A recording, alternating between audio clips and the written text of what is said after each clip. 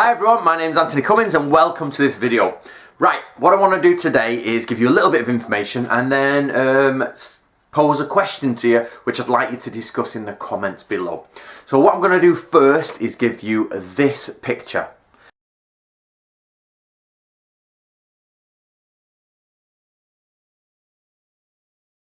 Now, samurai teams. What a lot of people do not really consider is that samurai used to actually fight in teams at times. Many people sort of misunderstand how samurai warfare went on. We do know that earlier on it was a lot more mounted, a lot more archery, and you could possibly say it was a little bit more ritualistic. That is you could actually say that. And then you can say as the gun approached, you get a lot more a different form of warfare where you get a lot of lines set up and you got a lot of gunners gunning each other, then they move out of the way, then samurai go in and that type of thing. But let's look at the Sengoku period, or at least the the major end of the Sengoku period. And what we can find out about that is that what we do know is as the samurai approach each other, they're meant to get in formation, and this is also a topic. I don't think that they were always in formation, but I do obviously believe that they achieved getting into formation at the beginning at least, and then they would move in. Now what they try to do is get into some sort of formation, and the man at the front, the man who goes to combat first, or the bravest to move out of the line and move forward, is actually Ichiban Yari. He's the first person to go. But what we do have is something else called Yarishita, which is an assistant to the victor with the spear. So what you've got is you've got a man coming out of the formation with a spear to attack the first enemy, and you've got a samurai beside him, but he's without a spear. So one of them has a spear and the other one has some sort of either a gun or a sword, a bow even. And what you get is men fighting but with an assistant at their side.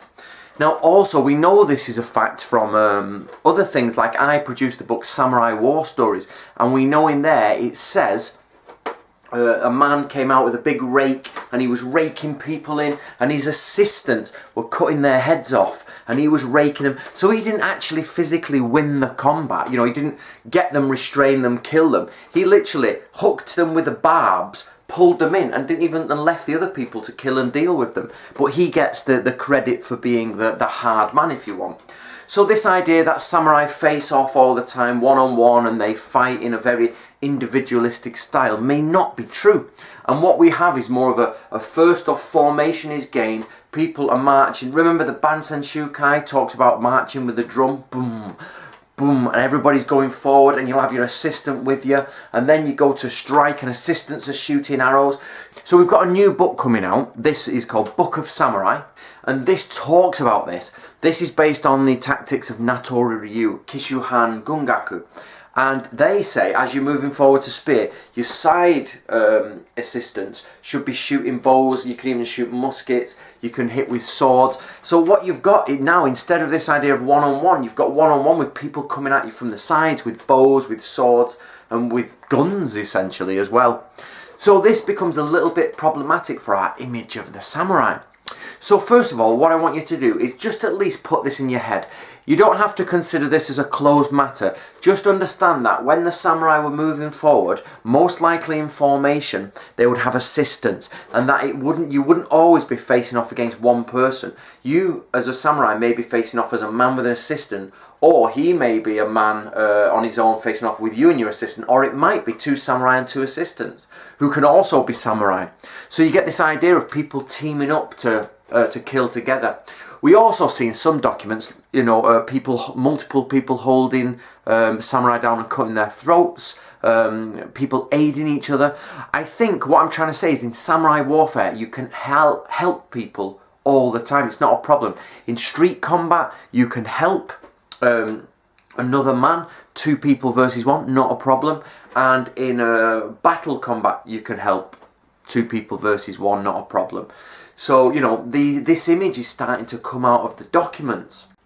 So the question I have, which is probably going to annoy a few people, is why do they not teach this in Koryu? I'm totally confused. Now, we established a few videos ago that you have battlefield swordsmanship and you have street swordsmanship, i.e. when you're walking down the street you can be cutting people down and killing them for you've got into an argument. But then there's also battle on the battlefield combat. Now, what I've never seen, and I'd like someone here, if they have seen it, to show me and tell me about it, is a Koryu, a traditional samurai school, teaming up and killing people, or teaching how to deal with two people teaming up in armour. Now, I don't mean the street fight one. Now, please be careful here. There are multiple examples of people fighting multiple opponents in a street kimono type, situation. But what I don't see is Koryu who dressing in samurai armour dealing with two people at the same time. So, does this mean they've lost that teaching across the time? Does it mean having an assistant was not so popular, or not so frequent, sorry? But I would say that having an assistant was quite frequent, because the books we've read, a picture is starting to form that you go with your servant, you've got your side assistant, and if you're a decent samurai, you may even have a lower samurai with you helping kill people and take people's heads off. Now, some of those people are not allowed to fight. Some of the really low people are not allowed to fight in combat. But some of the higher ones are meant to fight. And some of them are given armour to fight, and help you out. So the question is this, one, have you changed your image of the samurai and how they fought on the battlefield? You should have now a bit more of a detailed image. And two, where are the examples of this style of fighting in the Koryu, the traditional samurai schools that have continued? Where are they? Where you've got people in armour fighting multiple attackers on a field of battle where two people are approaching, two sides are approaching each other. So, if you want to know about the books I've just spoke about, you've got this one, which is Samurai War Stories. You've also got this one, which is Book of Samurai, and that talks about everything I've just basically said here. That's where the information is mainly coming from.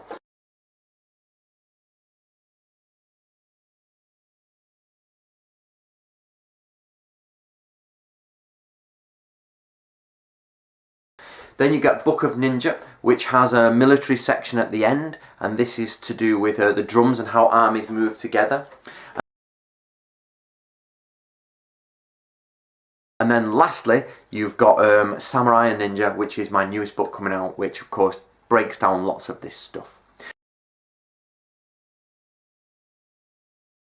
So tell me what you think. Have you got any more information on this? Have you got any more leads for everyone to follow? Post it on your Facebook pages and subscribe here to get more information.